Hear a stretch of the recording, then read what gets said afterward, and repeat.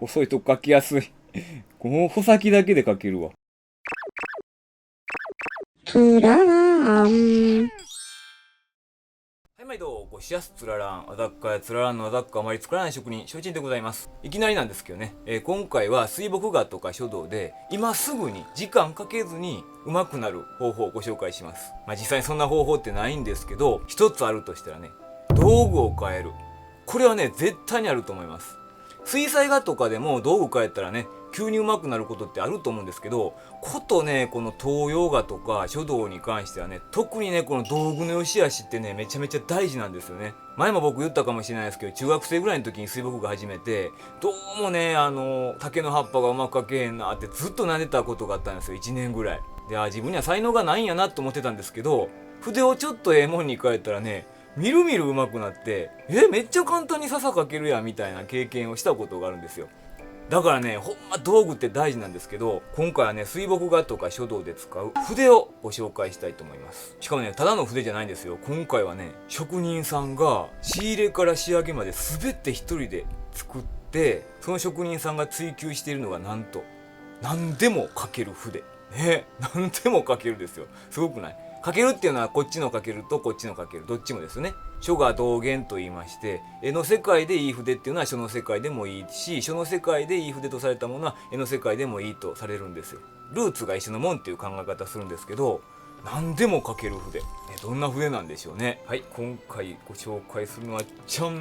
はい、いつもありがとうございます。これリンパ村さんですね。リンパ村さんというのは筆だけに限らず伝統工芸士さんたちのね、販売とかをね手伝っておられる、方なんですけど、その方が今回は奈良筆ご紹介していただきました。ありがとうございます。これはですね、家臣という羊毛筆ですね。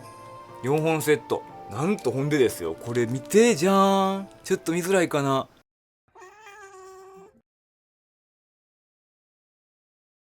こうした方がいいか。つららあんって彫ってくれてるんですよ。いや、めちゃめちゃ嬉しいですね、これ。ありがとうございます。この筆を作っておられるのはね、奈良筆職人の鈴木和夫さんという方なんですけど、この方のお仕事とともに、この筆の良さとかを、今回まだ僕使ったことないので、これ、語りながら動画、作っていこうと思います。もちろんこれどなたでも買えるのでショップリンクとかをね、概要欄に貼っておきますので、それも説明しながらやっていこうと思います。いや楽しみやな。それではやっていきましょう。どうぞ。はい、では実際ね、この筆をですね家臣、今回僕が作っていただいたのはですね4本セットですね。サイズとしては大大、特大みたいなもんかな。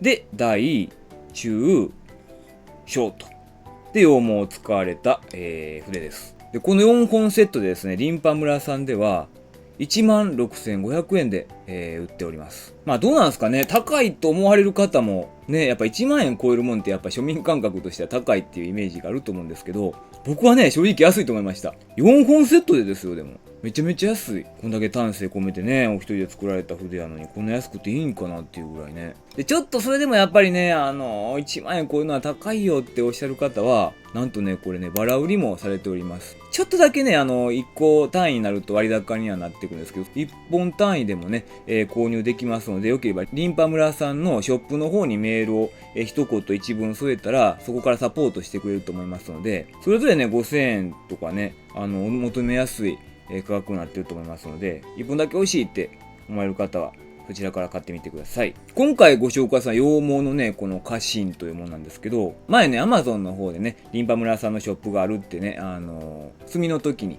お伝えしたと思うんですけど、まだね、これ Amazon さんの方では、入ってないみたいなので、概要欄のリンパ村さんのショップから見てもらった方がいいかなと思います。結構筆もね、いろいろありましたよ。これとともに人気のやつが、花水っていうかな、花に酔う。いいですね、名前も。花水ってやつで、あっちはね、イタチの筆でね、腰が強い筆やと思うんですよ。で、今回僕がご紹介するのは羊毛なので、柔らかい筆やとは思うんですよね。以前はね、僕、六剣道水墨画筆とかもね、いいって言ってご紹介してて、あれはね、腰が強くてね、すごく描きやすい筆やったんですけど、こっちはどうなんですかね、柔らかい筆なので、どんな風になるのかちょっと楽しみですね。まずね、これ、糊で固めてあるんですけど、綺麗、美しいんですよ、なんかもう。すでに。このね、全部やっぱりね、この、鈴木さんが仕入れられてるっていうので材料を。こだわりがあるんでしょうね。こう軸もね、しっかりまっすぐでね。いい筆を選ぶポイントみたいな動画を僕以前出したと思うんですけど、その時に言ったのが、先生円剣。噛んでちもった。言いにくいね。先生円剣ね。線というのはですね、穂先が尖ってることですね。これ見てください。糊で固めてありますけど、ものすごい命毛が、もうね、刺さりそうなぐらい尖ってます。ね、線の面でもね、綺麗。で、繊維というのはですね、毛のまとまりの良さのことですね。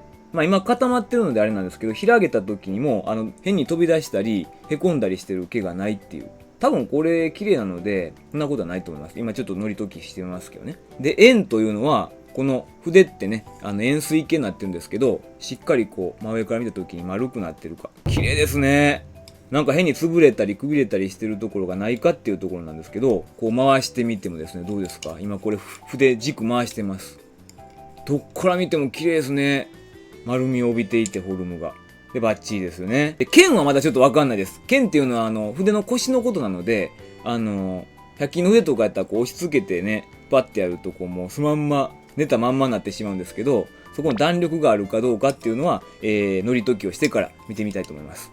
いや、楽しみですね。糊を解くのはですね、こうやって水を溜めた浅いボールとかにですね、こうつけて置いておきます。なんか書道のね、本とかでは、この乾いたまんま、ザクッとこう、ね、爪で裂いて、ほぐすっていうやり方があるんですけど、僕はあんまおすすめしないですね。なんか、こう筆のね、毛もキューティクルがあると思うので、それがなんか、ザクッとやってしまうと、なんかこう、痛みそうな感じがするんで、僕はね、もう僕結構せっかちな方なんですけど、こういうのはね、ちゃんとしたいので、ちょっとふやかしただけでもだいぶ、ね、柔らかくなってきてるので、このまま何もせず、10分ぐらい置いておきます。まあこれ糊解きしてる間にちょっと話すんですけど、ね、先ほども言ったんですけど、これね、すべて一人でやられてるって。前回ご紹介したね、堀池さん、紀州松煙木を作っておられる職人さんですよね。あの方も一人でやられてるじゃないですか。鈴木和夫さんっていう職人さんは、15歳からこの道に入られて、で、以後60年近く、ずっと筆作り一筋でやられてる大ベテランの職人さんなので、一人でやられてるって聞いた時にすごく、なんか大変やなって思ったんですけど、逆に言ったらやっぱ一人でやってるからこそこういうこだわりのある筆を作られるんかなと思って。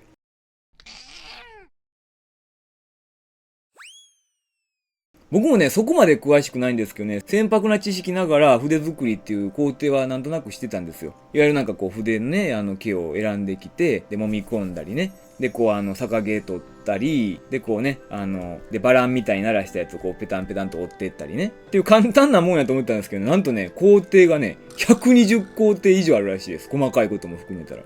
そう全部ね、一人でやられてるんですよ。だからこそ、仕入れの段階からね、ご自分のこだわりとかを活かして、筆作られてるので、めちゃめちゃね、魂こもってるんですね。普通ね、工房とかがあってね、それぞれの工程をそれぞれの職人さんがやるっていう、なんかこう、ね、チームワークやと思ってたんですけど、一人でやられてるんですよ。だからかしてね、これ皆さんにできるということではないかもしれないので、適当なこと言えないんですけど、例えばですよ、僕がこの筆使って、もうちょっと穂先長いやつがあったらいいのになって思った時に、作ってくれたりするんですよ。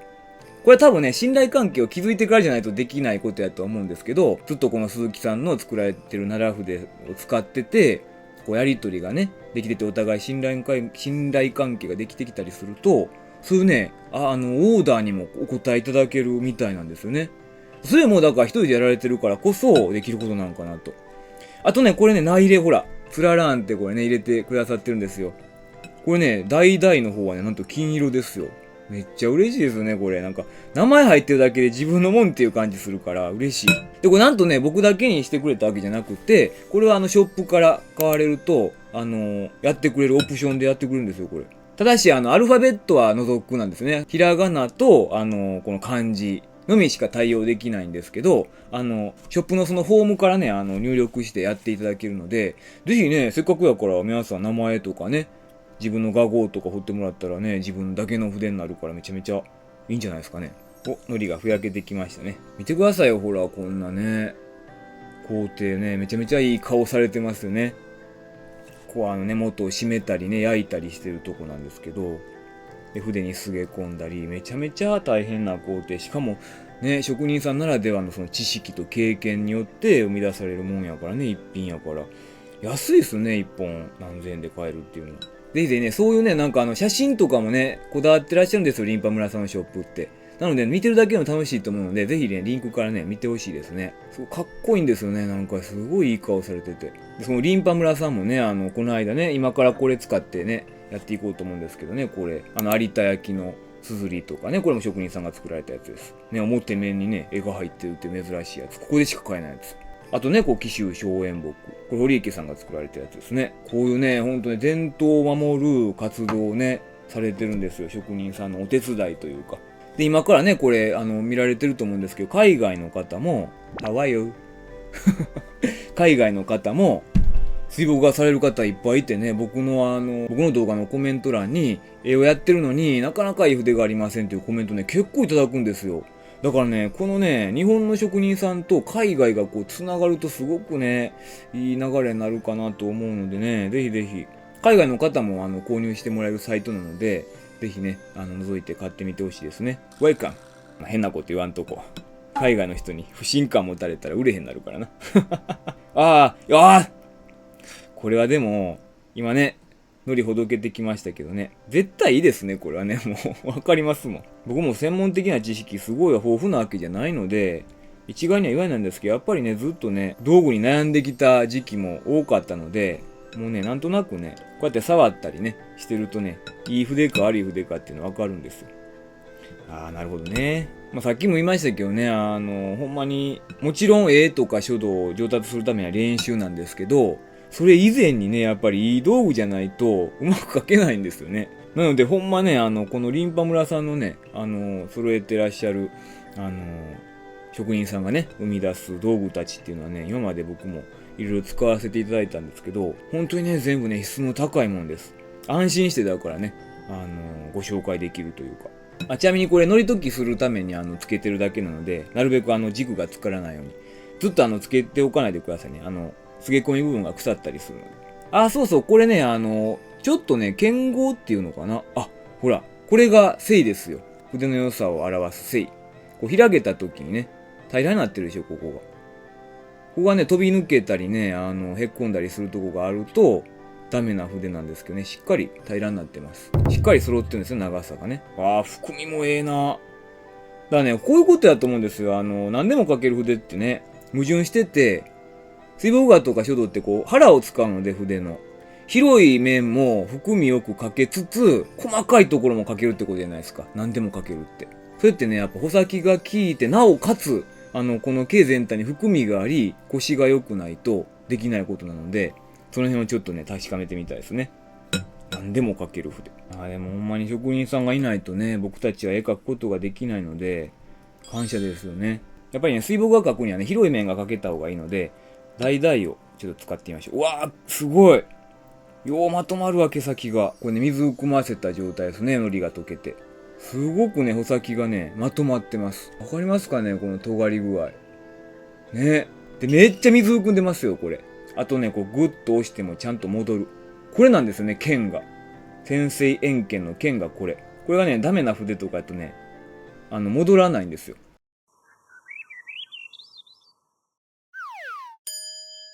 こんなんとかあかんのちゃう？これね、なんかめちゃめちゃ安い筆やったと思うんですけど、これやと、例えば、いきますよ。はい。こんな感じなんですよ。しかもばらけてるしね。こんな風にならないじゃないですか、この筆。ね、ちゃんと戻るし、穂先がしっかりまとまってる。これなんですよね。さあ、海苔が溶けました。楽しみ。じゃあ、実際ね、書いた時の書き心地がやっぱ一番大事なので、形とかもそうやけど。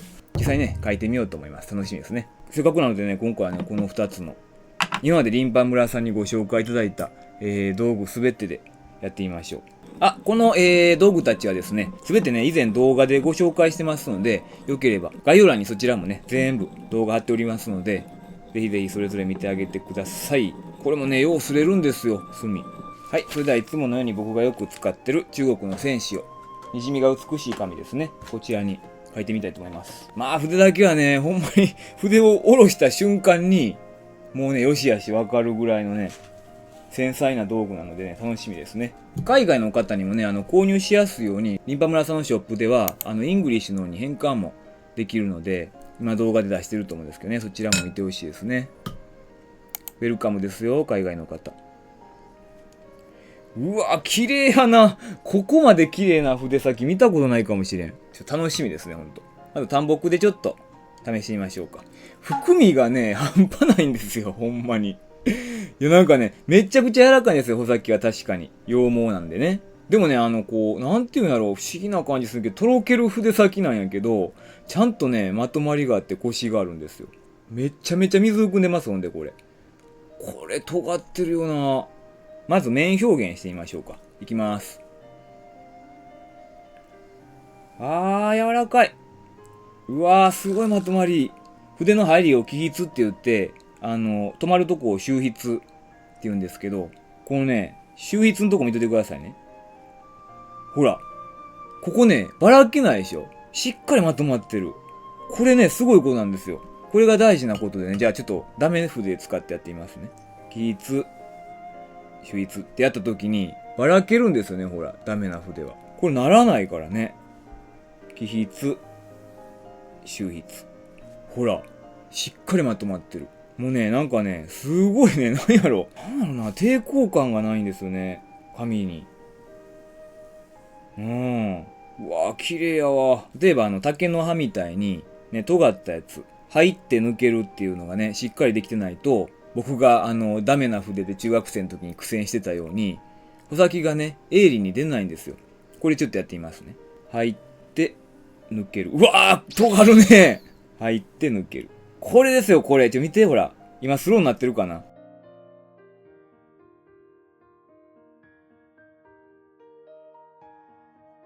今スローで見ていただいたと思うんですけど、ダメ筆でやっていますね。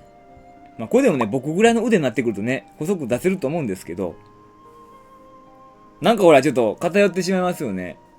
いやーダメやな。なんかね、こんな風になってしまうんですよ。ダメな筆ね。しかもばらけてるし。腰ないし。これしっかり腰があってね、ちゃんと筆の形保ってくれてるしね。なんせね、筆先がばらけへんのがすごいな。もう吸い付くようですよ、こう紙に。うわ、気持ちいいわ。すごい気持ちいい。で、ちょっと分かったんですけど、何でも書ける筆っておっしゃったじゃないですか、鈴木さんが。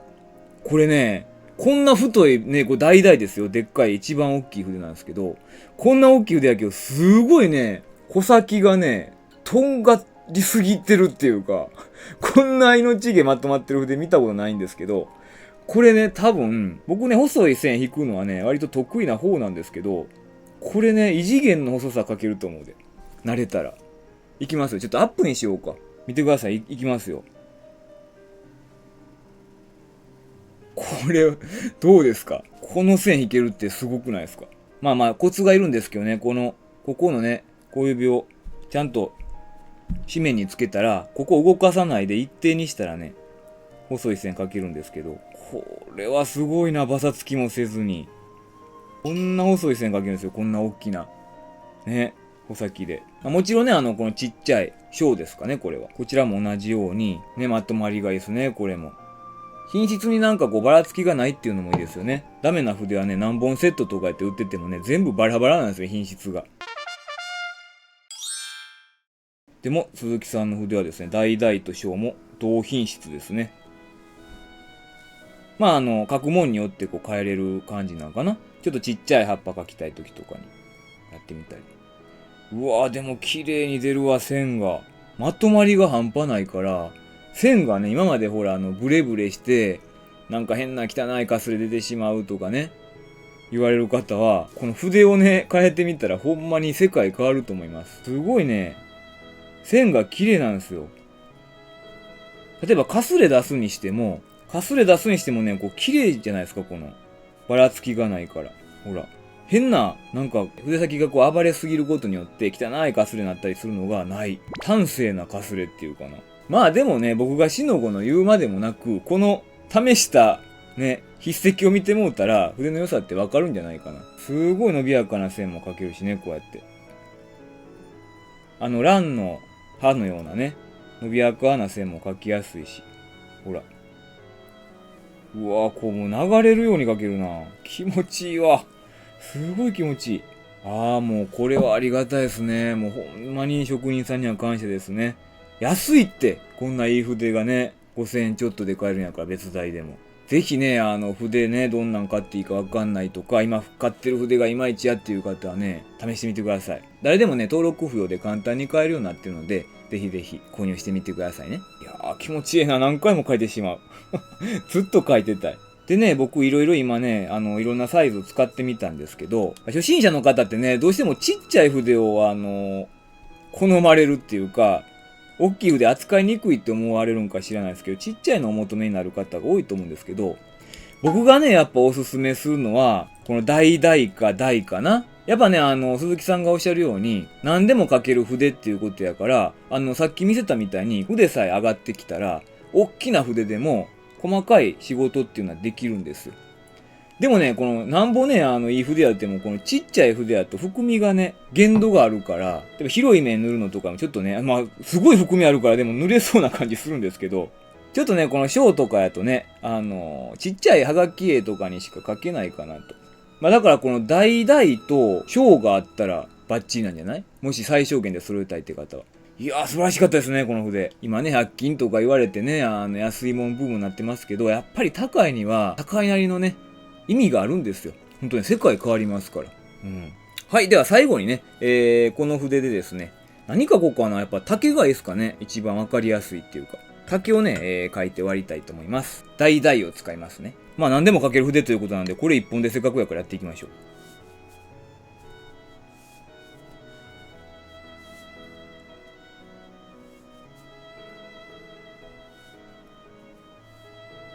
ああ、気持ちいいわ。細いとこもしっかり書けますね。細いとこ書きやすい。この穂先だけで書けるわ。で、僕が中学生の時に挫折した竹の笹。ああ、気持ちいいな。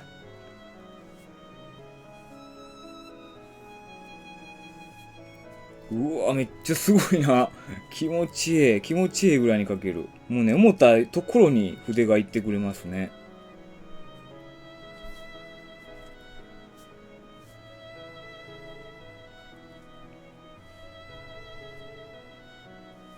いやー、気持ちいいわ。この細いとこまで出る感じ。はい、いかがだったでしょうか。今回は鈴木和夫さんが作る奈良筆でした。いやー、素晴らしかったですね。やっぱり一筆で何でも書けるっていう意味が分かりました。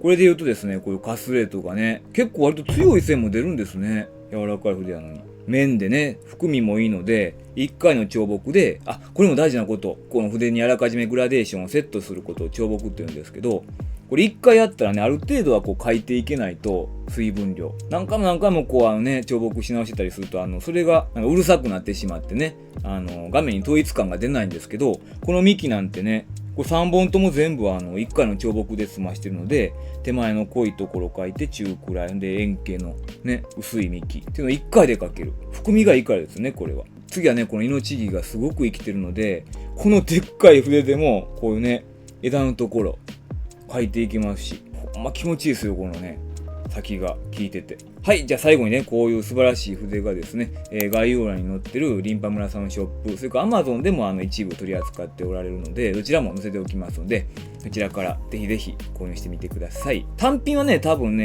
ショップの方からメールいただかないと、買えないと思うので、そちらもね。まあ、何でも教えてくると思います。リンパ村さん、すごくいい方なので、わからないことは何でもね、メールで、問い合わせみたらいいんじゃないかなと思います。海外の方もね、今、出てると思うんですけど、買ってほしいですね。日本のほんまのいい筆の良さを分かっていただきたい。はい、今回はね、こんな素晴らしい、筆をご紹介してくださったリンパ村さん、それから、こんなね、素晴らしい筆を作ってくださった鈴木さん、本当にありがとうございました。本当これはね、大切に使わせていただきます。もう、これはね、もうこれ一本あったらもう僕、他のいらんのちゃうかなっていうくらいね、素晴らしい筆でした。やっぱなんか書くのが楽しくなる筆ですね。うん。はい、本日の動画も皆様の、購入の際の参考になったり、制作の参考になったらありがたいです。最後までご視聴くださりありがとうございました。またお越しやす。最近は売ってないところも増えてきたんかもしれんけど、自販機の横のゴミ箱は、あれは意味わからんですね。だってその場で飲み切ります、ジュース。大抵その買ったところから歩き出してさ、買ったとこじゃない自販機のゴミ箱に捨てるやん。そこで凍ってもろてないのに、そこのゴミ箱の掃除する人大変やん。思わへん？